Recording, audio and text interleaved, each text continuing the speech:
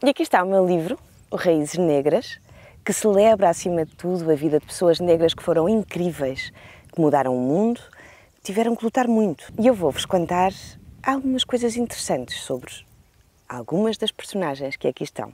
Por exemplo, uma das minhas sufragistas preferidas chama-se Ida B. Wells. E a Ida B. Wells, a determinada altura, ela fez uma coisa incrível. Comprou um bilhete de primeira classe, que era coisa que as pessoas negras não podiam fazer, e sentou-se na primeira classe, descansadinha na sua viagem, até que veio o revisor. O revisor não queria sequer acreditar que uma pessoa negra tinha tido a coragem de se sentar em primeira classe. O que aconteceu foi que ele expulsou Ida B. Wells, ainda que ela tivesse mostrado o bilhete, expulsou-a do comboio. Mas a Ida B. Wells era muito corajosa e o que ela fez foi colocar a companhia de transportes em tribunal e ganhou uma indemnização. Mas não foi a única vez que ela teve coragem. A determinada altura, as sufragistas decidiram fazer uma marcha em Washington. Ida B. Wells estava muito preocupada porque em New Orleans estava a haver um sem número de crimes contra pessoas negras que eram assassinadas e chacinadas por pessoas brancas, só por serem negros. Ela dirigiu-se às outras sufragistas, brancas, a grande maioria eram sufragistas do feminismo liberal, e disse-lhes, temos que começar a pensar também em proteger as vidas das outras pessoas negras. As sufragistas brancas o que é que fizeram? Riram-se. Não só se riram, como mandaram Ida para o fim da fila desfilar com o resto das sufragistas negras, porque não era a altura sequer de tratar desses assuntos, neste momento era a altura de tratar do voto. Ida B. Wells, mais uma vez, cheia de coragem, não foi para o fim da fila e foi a única sufragista negra a desfilar na fila da frente. Era uma pessoa extremamente corajosa, mas não foi a única. No meu livro vais encontrar 50 personalidades com várias nacionalidades e que se destacaram em diferentes áreas.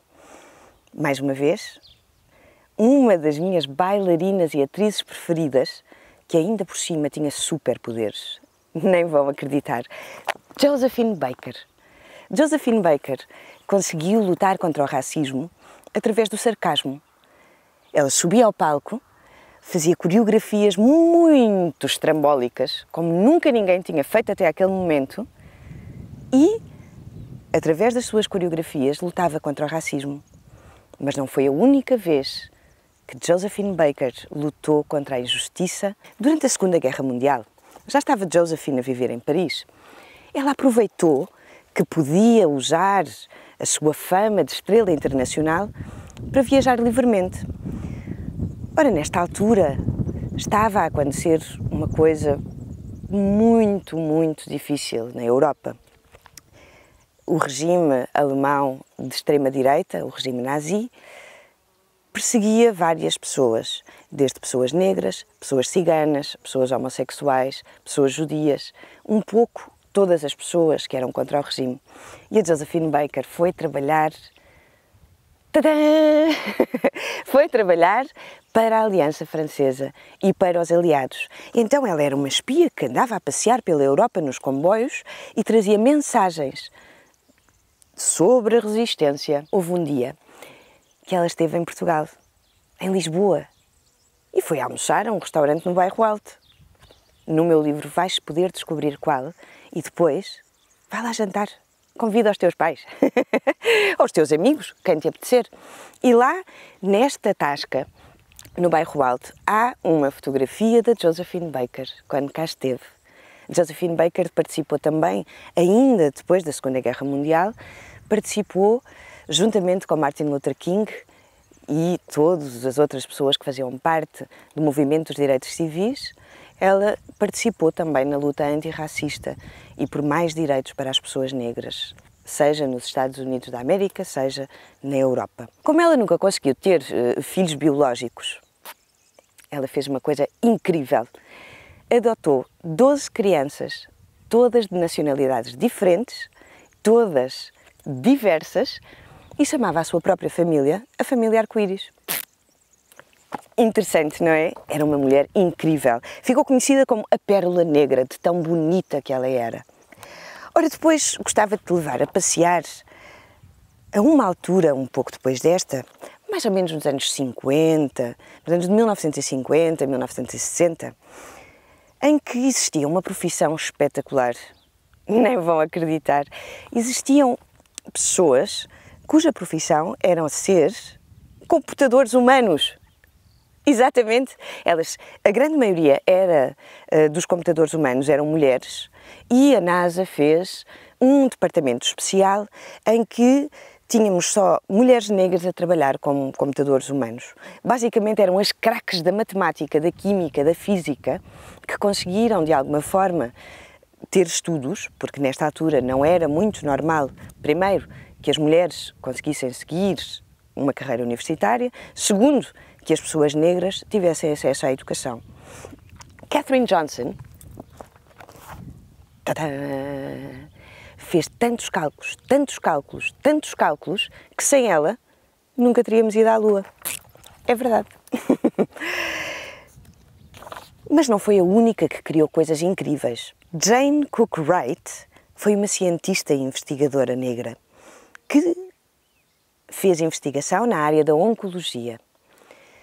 Sem Jane, hoje em dia teríamos perdido muito mais pacientes para o cancro, porque foi ela que inventou a quimioterapia da forma como a conhecemos hoje.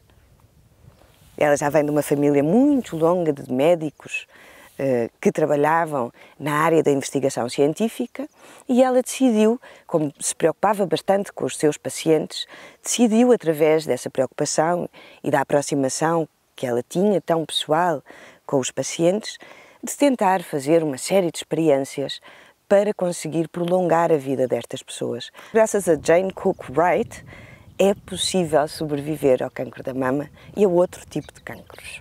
Agora vamos ver quem vem a seguir. É muito difícil escolher, muito difícil. Não só porque as ilustrações que a Gilda Barros fez são lindíssimas, como todas estas pessoas têm uma importância tão grande na vida das pessoas negras e muitas delas até na vida das pessoas brancas. Por exemplo, Amílcar Cabral, que foi um revolucionário que participou na luta da independência das colónias portuguesas, era um anticolonialista muito viajado e muito importante, que lutou contra o fascismo em Portugal. Muito provavelmente, sem Amílcar Cabral, o 25 de abril de 1974 teria levado muito mais tempo a ser cumprido, porque Amílcar Cabral e todos os seus companheiros e companheiras lutavam nos territórios que estavam ocupados pelos portugueses contra essa ocupação, lutavam pela liberdade das pessoas e pela autodeterminação dos povos. Obrigada, Amílcar Cabral. Fico muito feliz por poder ser uma pessoa livre. Ora, depois podemos falar um bocadinho sobre a minha feminista preferida. Tadã! Angela Davis, que no mês passado celebrou o seu aniversário. Eu estive a ver uma entrevista dela, felizmente ainda está viva, portanto é uma das teóricas do feminismo negro e do feminismo interseccional e temos a felicidade ainda de a poder ouvir cotidianamente nas suas intervenções. E Angela Davis, a entrevistadora, perguntava-lhe: Angela, como é que tu te defines? E Angela Davis define-se como uma pessoa que luta pelos feminismos, que luta pela liberdade de todas as outras pessoas, independentemente da sua condição. E isso é tão importante. A Angela começou muito cedo a provocar, não diria desacatos, mas a desafiar a ordem estabelecida. Quando ela era criança, ela morava no limite entre o bairro das pessoas brancas e o bairro das pessoas negras. É verdade, parece impossível, mas isto acontecia. E ela e os amigos tinham uma brincadeira muito interessante. Querem saber qual é? Tocavam às campainhas das pessoas brancas e ganhava quem conseguisse tocar a campainha na casa mais longe e voltar sem ser apanhado. Parece uma brincadeira inocente, claro que eram crianças e muito provavelmente ainda não tinham uma consciência política, mas este desafio esteve sempre presente na vida de Angela Davis e continuará, esperemos nós, por muito, muito tempo. Ela tem lutado constantemente contra a situação das pessoas encarceradas nos Estados Unidos da América e um pouco em todo o mundo. Tem tentado encontrar soluções para essas questões, tem também intervido bastante sobre a interseccionalidade na sociedade, que é necessário ver quais é que são as dificuldades que cada pessoa necessita para que todos tenhamos uma sociedade mais equitária e mais igualitária. Ela é também professora, filósofa, e o carinho que eu tenho por ela é tão grande, tão grande, tão grande, já me ensinou tantas coisas. Aconselho-vos muito fortemente a lerem todos os livros e as entrevistas que a Angela Davis dá, ou, se tiverem a oportunidade, algum dia, quem sabe, vão a uma conferência dela, não se vão arrepender com toda a certeza. Depois trago-vos também a história de uma outra pessoa muito importante, Marsha P. Johnson. Reza a lenda, não se sabe muito bem, porque na altura era um bocadinho difícil saber estas coisas, que Marsha P. Johnson, quando aconteceram os riots na Greenwich Village, em Nova York, que foi ela que começou os tumultos. Ela estava ao bar, a polícia mais uma vez invadiu o bar que era frequentado pelas pessoas homossexuais e pelas pessoas trans na altura. Era proibido. Lembro-vos que nesta altura as pessoas homossexuais e as pessoas trans eram tratadas de forma desumana, enviadas para centros de reabilitação, porque achava-se que a homossexualidade era uma doença. Incrível, não é? E o que ela fez foi agarrar num copo, jogou o copo contra um vidro e gritou: "Chega! Eu sou detentora dos meus direitos civis." Isto desencadeou uma série de tumultos e de lutas entre as pessoas homossexuais e as pessoas trans e a polícia.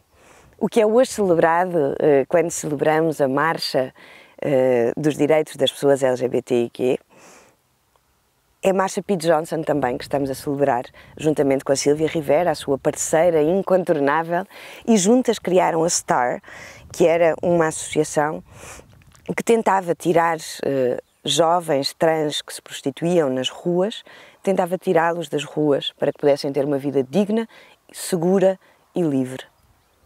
Importante, não é?